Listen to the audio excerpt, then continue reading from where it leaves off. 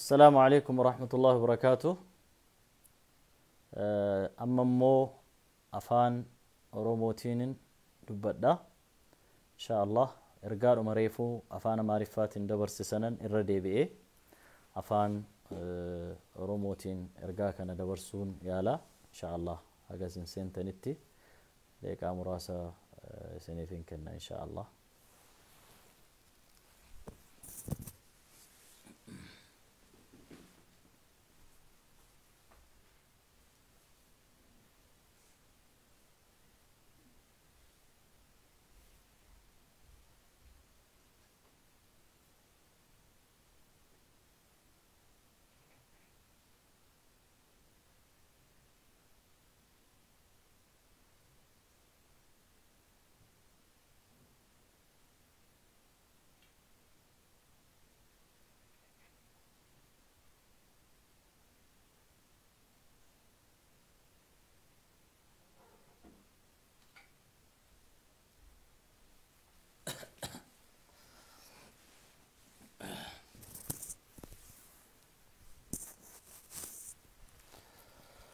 خير. بسم الله الحمد لله والصلاة والسلام على رسول الله وعلى آله وصحبه ومن والاه. عند قامة إيه هذا؟ I hope عند قامة متى؟ مه إن شاء الله عند قامة تفوفنا. أبلوان كينيا وننا الربع كانت إرجاع كانوا دفيدا برسو بربادي في ركون لمي كينيا بيا سعودي من هيدا غرا كيستي نتيجنا ما قلقلت أجينيو باقي نمد أكوسا سمونا ما جيكا ركو كنجا ولومان كبك أبنا أنغويا رتيو تكاتي يرو شني جهاول نابل بلن بيا سنرة يو نابل بلنو ركو من هيدا سنة كيس جرونا دجا قريم بوهان التيما وجين بوهاتن دبر سيتشور من هيدا شميسي من هيدا طريق الخرجي من هيدا حدا من هيدا جموم رياض من هيدا باقي كيستي من كينيا كما إبا توكو أول كنتانتو درارات دداتي في ساعة لما نيجرو ركون أمتكنا جارة أما كيس جرو كان كيستي ركو أكنا نمر كان إنجيني ترجع هاجرتشون عندنا نمني والنسان ياتن والرسان الرجيسان يور أكبستن يالر جتشون أبون أكسم سمو حتى لكي هم يولبون ساني من هيدا سنة كيستي دبرتلي ريف كيسا يرويسان كيسا ريف إتقدم باسني ريف في جيال مجيا سدي هم من تراهو تمنك سنة كيس إذا متوتني بفيسان التوان سنة وجني ريفا وجن هذا من تجرا غاري نساني أبوتي ندمني هاتمنون نساني مو من هيدا سنة كيستي بكيت حالن تانين بفن تانين يروسان إتي ميدا من تجرا يتشار كنا يو إلى اللي ركون منكم كيس جرو ركو باقي نما قدسي سودا ركو كنا موتما مالف انفره لمين كين يكون مالف بيتقرو بكنجلو غافي أمتا كينياتي غافي نمني نمما قبوس غافتو يتشود أن غافي كان يرو غري مباسي دا ورا مباسي كيسو جتنيف وچود داي ورو جتنيف ورا صدركات ددات تجرنيف غافي كنا dhiyeessuudhaaf yaalaan ture haa ta'u malee gaafii kana yeroo isaaniif dhiyeessinu keessatti wanti nuti dhageenyu wantooti adda addaa wantoonni sirriin ta'an baay'ee turan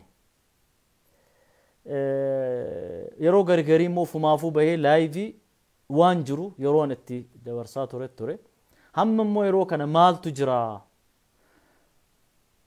keessumaa namoonni dheengaddaa jilli asii deemee angowwan biyya Saudi dubbise maal irra gahee galee tokko kana lammaffaan wucci guddaayitti bilbileen maaltu ejjetamaa jira ummata kana deebisuudhaaf kan jedhu odeeffannoon achirraa argadheetu jira sadaffaa ambaasaadara biyya sanaa kallattiidhaan bilbiluudhaan maaltu ta'aa jira, maaltu gaggeeffamaa jira, ummata kanaaf wanti godhamaa jiru maali kan jedhus gaafadheen qaama kana sadan irraa guyyaa har'aa kana kaleessa dheengaddaatu hin ta'e guyyaa har'aa kana maaltu jira waan jedhu isinii dhiyeessuudhaafani. Kana kan hin godhuuf maatii hidhamtootaa hamileen isaanii akka cabdee hamilee akka hin kutanne garaa akka hin kutanne gochuuf warra mana hidhaa sana keessa jirus immoo hamma ta'e tokko abdiidhaan akka jiraatan hamilee isaanii akka ol ka'u namoonni tokko hamilee kutachuudhaan mana hidhaa sana keessatti mataan isa kan maraatee jira, kan qaamni hir'ataa jiru jira, wantooti adda addaa jira. Kuni akka hin taaneef namoonni garigariin gara barbaaddanitti hiikkachuu dandeessu. Angaruu akka namaatti akka nama muslima tokkootti akka rakkoon saba isaadhaa nama isa quuquu nama isa dhukkubsuutti waan har'a jiru kana dhugaa lafa jirtu kana isinii himuudhaafani. Kanaaf jechuudha dhugaa kanas kan inni himuu barbaada. Hamileen isaanii abdiidhaan akka jiraatan jechuudha. Dura kan gaafadhe Dr. Jeelaan jila asii deeme wucci guddaa irraa ikonomii ministeerii irraa jaarmayaa waldaa amantaa irraa deemanii jiru, hayyoota irraa deemanii jiru. Maal gootan kan jedhuun gaafadhe akkanatti himanitti mootummaan biyya Saa'udii haala gaariidhaan kabajaadhaan isaan simatee marraa lama xaa'iraa dhuunfaa isaa waziira daakhiliyyaan yookaan immoo ministeerri dhimma biyya keessaa tiin wal arganii bakka inni jirutti xaa'iraa ergee fi dhaqanii sa'a dheeraa ta'anii haasa'anii hariiroo Saa'udii fi Itoophiyaa gidduu jiru galata Itoophiyaan Saa'udii irraa qabdu kun immoo maaliif akka ta'e kaasanii haasa'anii egaa siyaasaan biyya addunyaa kuni yookaan gara bitaatti bubbisaa yookaan mirgatti bubbisaa al tokko olii al tokko gadi ta'uun isaa beekamaadha. Itoophiyaan lola yeroo darbe keessa galte kana keessatti gareen tokko garee Itoophiyaa kan dhaabbate jira, gareen faallaa dhaabbate jira. Fedhiin adda addaas yeroo sana keessatti wanti darbe jira. Egaan kanaan wal qabatee hariiroon biyya lamaan gidduutti hamma ta'e tokko laaffatee wantoota adda addaatiif saaxilame dhaqee hidhamtoota irrattis immoo effeektiin isaa yookaan bu'aan isaadhaa mul'atee jira. Amma immoo dhufuun keessan kun nuuf kabajaa guddaadha. Waan dandeenyu goonee waan isin gargaaru isin gargaarre yeroo gabaabaa keessatti lammiileen keessan kun akka biyya isaaniitti deebi'an goona. Egaa mana hidhaa kana hunda isaa kan inni ilaallatu waziira daakhiliyyaadha akka dehennat ministeerii biyya keenyatti jedhamu jechuudha. Yookaan immoo haajaa ministeera dhimma biyya keessaatu itti gaafatamaadha. Isa jalatti hoogganama kun hundi isaadha. Kana waadaanuu seenee akka namni dhukkubsate akka yaalamu akkaataan qabiyyee isaanii akka fooyya'u yeroo gabaabaa keessatti immoo akka biyya isaaniitti deebi'an waan jedhu kanarratti haasofne wanti hafi amma dokumenteeshiniidha waan jedhu naa kaasanii lammaffataan wucci guddaayidha wajjiniin kan inni haasa'e wucci guddaay itti gaafatamaa sadarkaa itti aanaa ministeera de'eetaatiin ta'e kan jiru lu'ukii kana keessa yookaan immoo jila kana keessa namicha jiru sa'aatii dheeraa wajjiniin daqiiqaa dheeraa wajjiniin haasofne waan haasofne kana keessatti gaa mana kana keessa yookaan ministeera dhimma haajaa dhimma alaa Itoophiyaa kana keessa haalli walxaxaan akka ture fedhiin garagaraa akka ture namoonni wanni kun akka inni hin milkoofne lammiin kun yeroodhaan biyya kanatti akka hin deebineef kallattii adda addaatiin waan adda addaa xaxaa turan akka turaniif amma wanti kun sirraahee yeroo amma dhaqan kanatti achittis dhaqanii ambaasaadar qunsulaan achi jiru qaamni Saa'udii hariiroo uumanii dhimma kanarratti akka hojjetan akka walii galan kana qofa osoo hin ta'initti wucci guddaayin bakka bu'aa isaa dhimmuma kana qofa kan hordofu tiimii tokko yookaan garee tokko akka achitti dhiisee immigireeshinii irraa waan dokumenteeshinii wal qabatu maaliif hidhamtoota kana keessa maqaa Itoophiyaatiin namoota baay'eetu achi keessa jiru lammii garagaraatu jiru. Lammiin kun liisee paasiin yoo kennameef zeeginnatii kennameef jechuudha. Egasii walitti makatanii biyya kana yoo dhufan kun immoo biyya irrattis rakkina adda addaa haalan itti uumamuun danda'u waan jiruudhaaf addaan baasuun qulqulleessuun hamma danda'ametti barbaachisaa waan ta'eef immigireeshiniin asirraa ta'ee korespondensiidhaan kan hojjetu osoo hin ta'initti itti gaafatamummaadhaan tiimiin tokko immigireeshinii irraa achi taa'ee waan kana faasiliteet akka godhaa jiru akka saffisiisaa jiru yeroo gabaabaa keessatti wanni kun furmaata akka argatu naa hime. Itti aansu kana jechuudha. Itti aansuudhaan kan maayyii yookaan kan dhumaa kan dubbise ambaasaaddara. Ambaasaaddar Leencoo Baatiin achi jira. Leencoon yaa akkuma beektan dhimma kana wantummaan angara kana dhufeef dhimma lammii keenyaa kanaatii fi ganamaa galgalan kana irratti hojjetaa jira. Duraan otoo lolliin uumamin yeroo yeroodhaan nama fe'uu eegallee turre liistii isaanis baasne. Haa ta'u malee immoo hamma danda'ameen otoo kanaan jiru lolli uumamee wantooti adda addaa jijjiiramanii hariiroon biyya lamaan gidduutti jiru hamma ta'e tokko wantoota adda addaatiin wal qabatee wanti rakkoon uumaman jiru. Rakkoon ucci guddaa keessa tures akkuma qaamni biraas akkuma silanaa kaasee garasiinis wanti ka'e jira. Namoonni fedhii adda addaa qaban wantooti adda addaa akka milkoofne kan gahee isaanii taphataa turan ammallee iddoo sanaa kan ka'anii jiran kan addaan baafamanii iddoo isaaniitti ka'antu jiru. Ganamaa galgala kanarratti hojjetaa jirra. Waanuma feete ta'ee dhumarra inni akka dhuunfaa isaattumaan laan jedha lammiin keenya qoodaa sitti du'i biyya isaatti asii fe'amee deemee karaa irratti illee buufamee biyya isaatti iyyuu waan fedhe yoo ta'e nuyi kana kan nuti barbaannu kuni dhimma yerootti kenninu miti wanti as jirruufuu kana ganamaa galgala kanarratti hojjetaa jirra. Wanti amma nu hafu dhimma dokumenteeshiniiti. Dokumentu godhamuu qabu, tartiibatti deebi'uu qabu, liisee paasiin qophaa'uu fi qaba.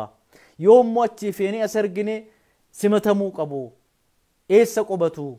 Haalli kunis biyya keessatti mijaa'uu qaba waan ta'eedhaafi nuyi kana waan dokumentiidhaan wal qabatu akkaataa adeemsa isaanii yeroo gabaabaa keessatti akka isaan achirraa imalanii yookaan fe'amanii achi as dhufanii jedhanu gochuuf ganamaa galgala hirriban qabnu guyyaa tokko boqonne kan irratti hojjetaa jirra. Biyyas gaafa deebi'an immoo lammiin kun eessa dhaqu wanti jedhus addaan baafamuu waan qabuudhaaf kan irrattis hojjetaa jirra waan jedhu naa kaasani. Kanaaf iyyuu wanti jiru waan hamilee namaa kennu, wanti jiru waan abdii namatti horu obboleewwan keenya ka dhiiraa dubartii dargaggoo shamarran maneedhaa keessa jirtan rabbiin sodaadhaatii obsaa qaama keessan irratti waa tokko hin uumina. Har'a waan hin taane waan nama suukanneessu tokko tokko dhagoo eegale gariin haga lubbuu of baasuuf deemutti jira. Namni imaana qabu namni diin qabu kanan godhu maaliif lubbuu isaa addunyaa irrattis akka kanatti qisaasee miidhee yoommoo of ajjeesse immoo dhaqee fuula rabbiittis lubbuu isaa kanarraa gaafatamuuf deema waan ta'eedhaaf obsaa inna allaha ma'a as-saabiriin obsitanii jirtu. Gariin keessan waggaa tokkoof ji'a 8 waggaa 2 waggaa 1 waggaa dheeraa obsitanii jirtan jechuudha.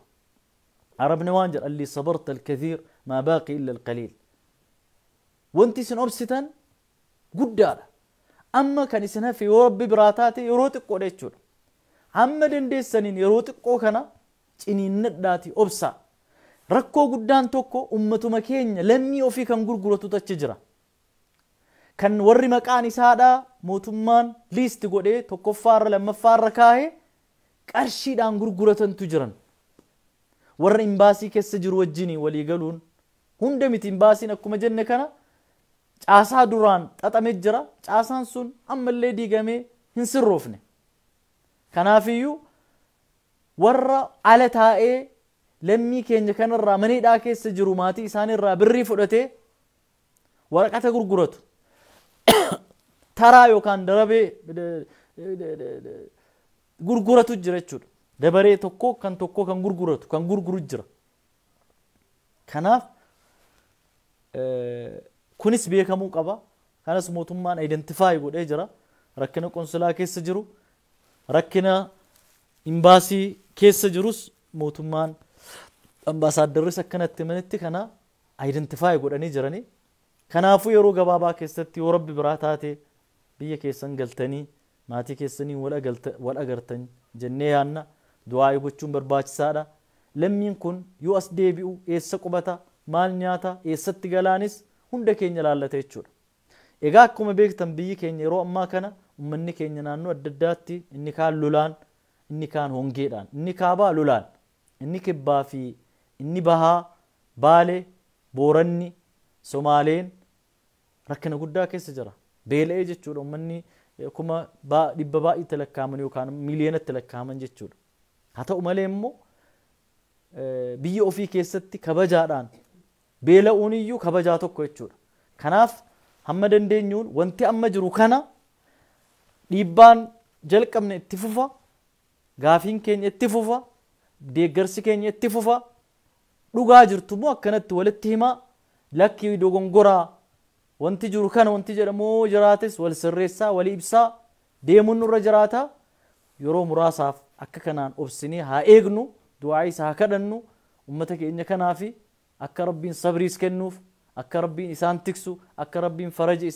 isaanii yeroo gabaabaa keessatti kennu haa bira dhaabbannu jedha ergaan ani qabu kana wanti biraa immoo yoo jiraate eegnee torban tokko guyyaa muraasa eegnee progressii jiru immoo wanti addaa tokko yoo jiraate yeroo gabaabaa keessatti immoo walitti deebinee akkuma kana walii ibsina waliin iyyina waliin mirga ummata keenyaa kanaaf qabsoofna hamma isaan dhufanii maatii isaanitti makamanitti wal bira dhaabbannee khayrii hojjetamu khayrii dhenne dogongoro hojjetamu yookaan badii hojjetamu kun badii dhenne ifatti walitti maa akkasitti deemnan isiniin jedha wajazakumullahu khayran wassalamu alaykum wa rahmatullahi wa barakatuh